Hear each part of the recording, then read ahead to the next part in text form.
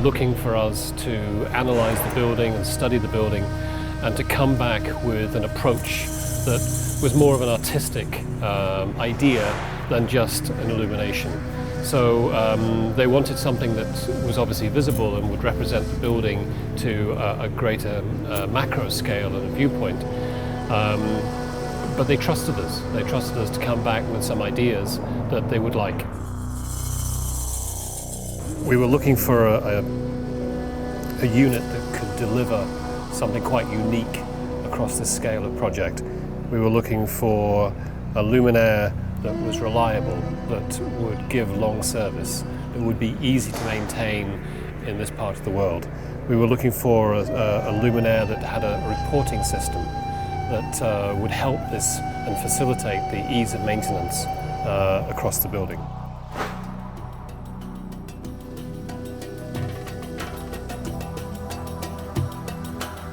We have the 1200 profile projector, which is doing a lot of the long throws onto the domes and the minarets and across the Sahan onto the facades of around the big open courtyard, as well as around the exterior of the building. And that is the luminaire that's got the ability to do the textural flow movements. Coming from Mecca, the movement of the cloud ripple elements, always traveling in the same direction.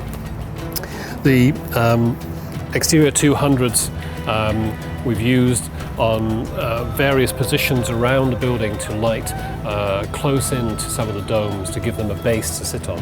We didn't want to have these elements just floating above a lit plane, so they were quite important to ground some of the architecture. The in-ground 200s we've used around the public areas, again to ground large walls of the building to make sure that they are not disconnected too much from the elements above. And as the building changes its color across the lunar cycle, then we have these elements also changing color very smoothly and very perfectly in key with those things.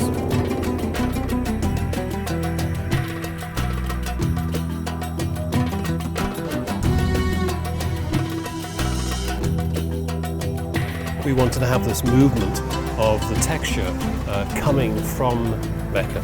So there's always a directionality that responds to the building with the movement of light. As opposed to just having a swirling mass, we wanted this directionality. And so on a full moon we have white light. And in the 28-day cycle, 14 days from full moon to no moon back to the full moon again, every couple of evenings we have a slight change in the lighting.